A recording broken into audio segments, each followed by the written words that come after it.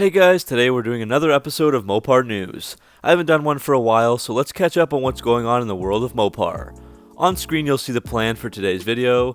We'll start by looking at the 2020 Chrysler Airflow Vision Concept, then we'll go over some pricing and details about the 2020 Dodge Charger Widebody Daytona 50th anniversary, and then we've got some crazy dealership market adjustments for the new widebody Chargers.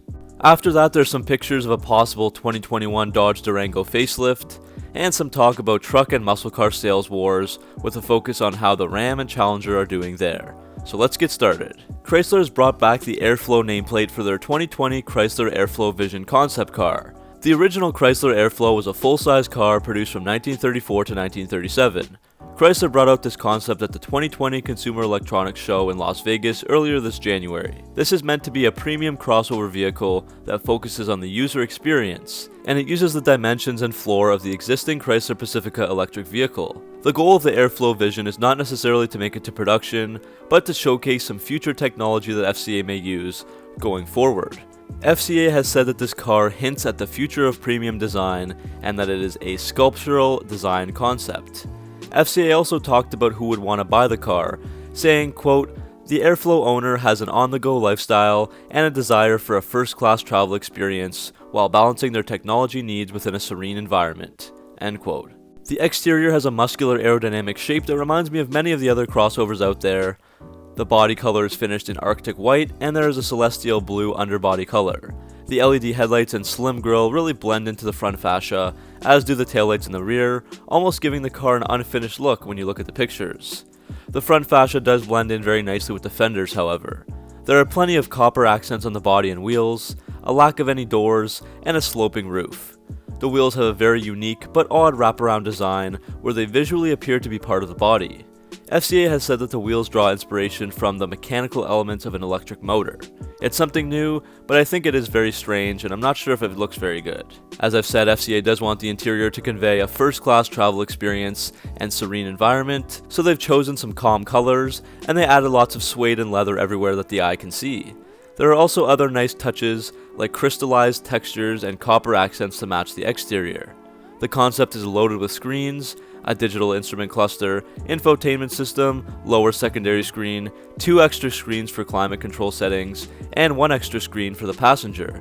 And they've also put another few in the back for a total of 8 screens all around the cabin. So while this car is not really destined for production, FCA could use bits and pieces for the future or build on some of the ideas from this concept. Some possibilities could include the rear taillight bar or the interior screens. The next piece of news is about the 2020 Dodge Charger SRT Hellcat Widebody Daytona 50th Anniversary Edition. I have talked about this car several times, but I'll go over the details again quickly if you're not familiar with the car. These cars are finally arriving at the Dodge dealerships across the US and Canada, and there's an extremely high demand for them. The Daytona is a very limited edition vehicle, with just 451 being produced for the US and another 50 for Canada for a total of 501. The base for the Daytona is the Hellcat Widebody, which is new for the Charger for 2020. The widebody includes features such as 3.5-inch wider fender flares, wider 20x11-inch rims with 305/35/20 tires, Bilstein 3-mode adaptive damping suspension, and electronic power steering. The car is available in just 4 paint colors: B5 blue, pitch black, triple nickel, and white knuckle, and I'll try to show a few different colors on screen. For 2020, the only way to get B5 blue is going to be with a Daytona model, so that's not available on any other Charger. You also get the Daytona rear quarter decal, deck lid, spoiler, and different color Hellcat badge. They will be blue for the white knuckle version, and white on the other 3 colors. The rims are also unique to the Daytona, with 20x11-inch warp seed wheels with a satin carbon finish.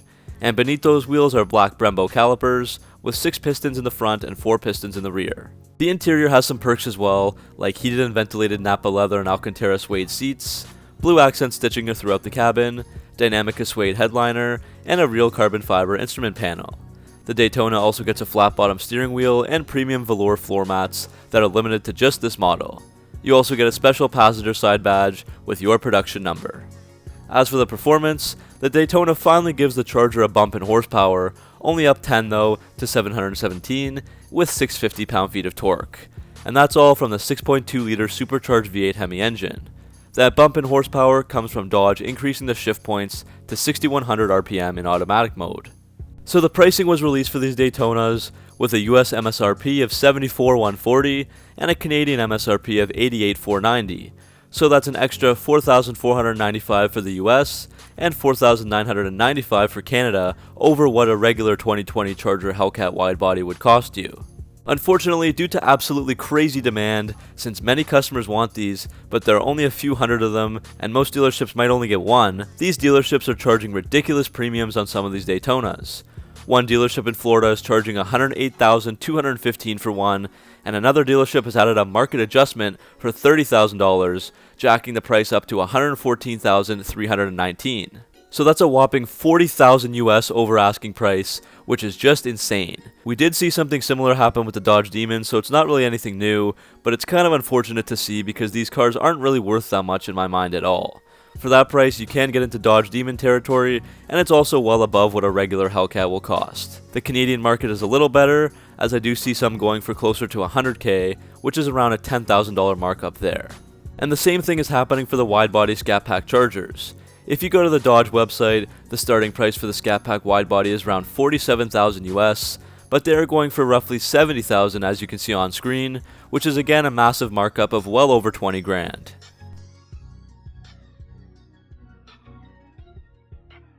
Next up, we have some news about the 2021 Dodge Durango. Mopar website Mopar Insiders has posted some spy shots of the 2021 Durango GT, which has been spotted driving in public. So if you want to see those pictures, check out their article in the description. I can't directly show them in the video because of copyright issues. But the front fascia is all covered up, suggesting a bit of a facelift or a redesign. Those pictures show some different LED headlights to what we're used to, and a different daytime running light design as well. The front fascia overall looks to be a bit more aggressive, and the grille seems to be different as well. To me, it kind of looks more like a crosshair grille, like before, similar to the Chargers and different than their current honeycomb grille. So we'll have to wait and see what happens there. The next thing I want to talk about is the truck sales war and the Ram pickup. Ram is doing very well, and their long-term plan has proven to be a success. Their goal was to increase the average transaction price, invest more into technology, and have a 3-truck strategy.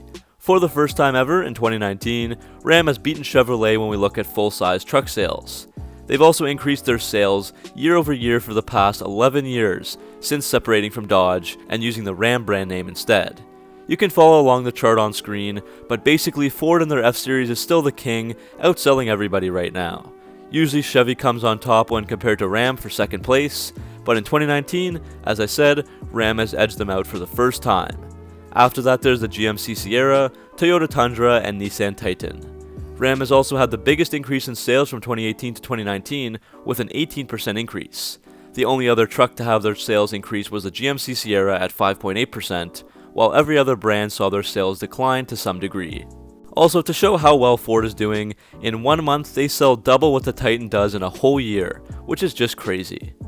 Reed Bigland, the head of Ram and US sales, spoke about this achievement, saying, quote, "These results underscore 2 significant decisions we have made when it comes to Ram. Invest in technology and adopt a 3-truck strategy. It has taken some hard work, but it has been a true reward to see how Ram has evolved over the past 10 years. End quote. And with upcoming releases like a new Eco Diesel engine and the performance-oriented Hellcat-powered Ram 1500 TRX, it does look like their success will continue. The last thing I want to look at are the muscle car sales wars between the Dodge Challenger, Chevrolet Camaro, and Ford Mustang. Ford still reigns on top here as well, with their Mustang selling 72,489 units in 2019, but the Challenger did very well with 60,997 sales. The Chevrolet Camaro is last and has been so since 2018. So the Challenger is still selling very well, but not quite at the Ford Mustang level. So that's the end of this episode of Mopar News. Hopefully you guys enjoyed it, and let me know what you make of everything that we discussed. If you're new to the channel, make sure to subscribe for all your Mopar content, and I'll see you in the next video.